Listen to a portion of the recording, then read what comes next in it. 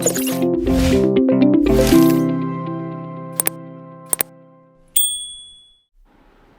Everyone, welcome to my channel CCEK with Pooja Microsoft office series. तो आज की class में हम माइक्रोसॉफ्ट प्रोग्राम के मेन स्क्रीन के इंटरफेस के बारे में बात करने वाले हैं। जैसे कि आप देख सकते हो, यहाँ पर माइक्रोसॉफ्ट प्रोग्राम जो है वो मैंने ओपन कर रखा है, जिसकी स्क्रीन में आपको कई सारी चीज़ें दिखाई दे रही होंगी। इसको हम इंटरफेस के नाम से जानते हैं। माइक्रोसॉफ्ट प्रोग्राम के अंदर जो है यहाँ पे जितने भी एरियाज़ हैं, इनका अलग अलग नाम होता है और ये सारे नामों के साथ क्वेश्चन अटैच करके हमें एग्जाम्स के अंदर पूछे जाते हैं। जैसे अगर इस प्रोग्राम के अंदर हम यहाँ से टॉप से बात कर रहे हैं तो यहाँ पर आप देख सकते हैं ये लिखा हुआ है डॉक्यूमेंट 1 और यहाँ पे बहुत सारे ऑप्शन आपको दिखाई दे रहे होंगे। ध्यान रखिएगा, ये जो सबसे ऊपर वाला जो टॉप वाला पोर्शन होता है, ये जो सबसे टॉप वाला जो पोर्शन होता है माइक्रोसॉफ्ट प्रोग्राम पर, इसको हम टाइटल बार के नाम से जानते हैं। जब आप फाइल को सेव कर देते हैं तो यहाँ पर फाइल का नाम आपके अकॉर्डिंग आता है। तो यहाँ पर टाइटल बार पर जो नाम होता है वो आपको डिफ़ॉल्ट में डॉक्यूमेंट के नाम से शो होता रहता है, जब तक हम इस फाइल को कोई भी प्रॉपर नाम देकर सेव नहीं कर दे। तो यहाँ पर कई बार एग्जाम में पूछा जाता है कि माइक्रोसॉफ्ट प्रोग्राम का जो डिफ़ॉल्ट नेम होता है वो क्या होता है। तो आपको याद होगा, मैंने आपको फर्स्ट क्लास के अंदर पढ़ाया था कि माइक्रोसॉफ्ट प्रोग्राम को हम डॉक्यूमेंट प्रोग्राम कहते हैं। तो यहाँ पर इसी वजह से आपको यहाँ पर डॉक्यूमेंट नाम से इसका जो नेम है वो यहाँ पर आपको शो होता है।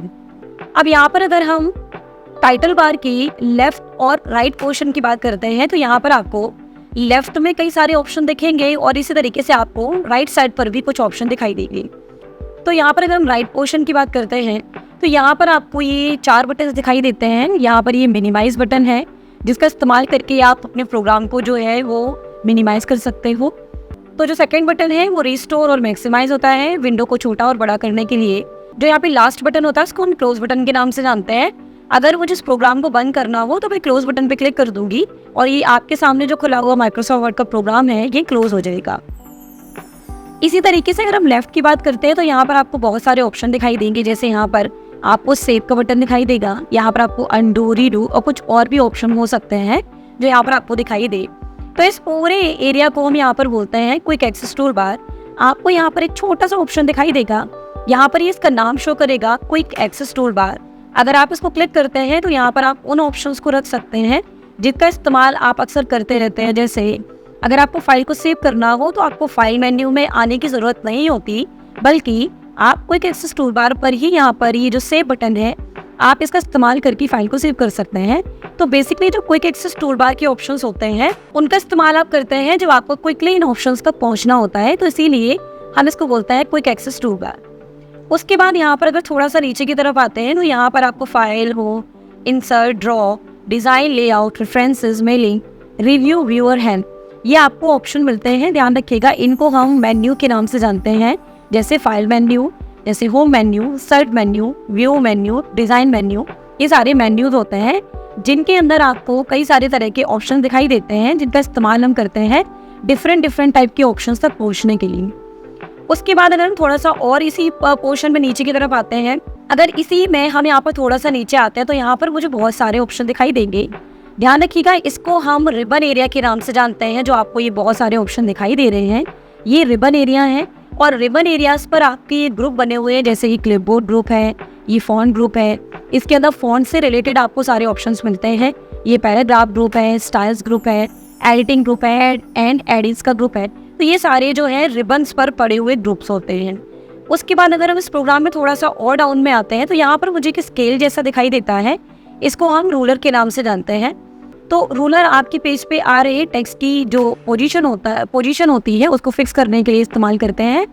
उसके बाद यहाँ पर आपको ये पेज दिखाई दे रहा होगा जिस पर हम डॉक्यूमेंट क्रिएट करते हैं। तो यहाँ पर आपको ये पेज दिखाई दे रहा होगा, पेज पर रखा हुआ ये जो कर्सर है ये आपको कर्सर शो हो रहा होगा। यहाँ पर 2 कर्सर हमें दिखाई देते हैं, एक ये जो मैं माउस को घुमा रही हूँ, एक तो आपको ये कर्सर दिखाई दे रहा है और दूसरा कर्सर ये है, ये जिस जगह पर आप कोई भी चीज़ लिखना स्टार्ट करते हो तो यहाँ पर इस कर्सर की पोजीशन से ये टाइप होना स्टार्ट हो जाता है। इसको हम इंसर्शन पॉइंट के नाम से भी जानते हैं। उसके बाद यहाँ पर अगर आप राइट साइड की बात करते हैं तो यहाँ पर आपको स्क्रॉल दिखाई देता है। अगर आप माउस का स्क्रॉल यहाँ पर मूव करते हैं तो आपका पेज अप एंड डाउन यहाँ पर इस तरीके से होता है। तो पेज की पोजीशन को अप एंड डाउन करने के लिए आप स्क्रॉल का यूज़ कर सकते हैं, या फिर इनमें ये ऊपर एक छोटा बटन और यहाँ पे डाउन में एक बटन है, इस पे आप कर्सर को रखकर जब माउस के लेफ्ट बटन को आप क्लिक करना स्टार्ट करते हो तो आप देखते हो ये इस तरीके से यहाँ पे डाउन में आता जा रहा है। उसके अलावा अगर हम प्रोग्राम के ये डाउन पोर्शन की बात करते हैं, ध्यान रखिएगा यहाँ पर डाउन में जो आपको ये पोर्शन टास्क बार के ऊपर दिखाई देता है, इसको हम स्टेटस बार के नाम से जानते हैं। ये आपके डॉक्यूमेंट में लिखे जाने वाले वर्ड्स, पेजेस, उसके अलावा लैंग्वेज और स्पेलिंग, ग्रामर, ये सारी चीज़ें आपको यहाँ शो करता है। और अगर हम राइट साइड की बात करें तो यहाँ पर मुझे ये पेज को जूम इन और जूम आउट करने के ऑप्शन मिलते हैं और भी यहाँ पे कई सारे ऑप्शन होते हैं, तो इसको हम स्टेटस बार के नाम से जानते हैं।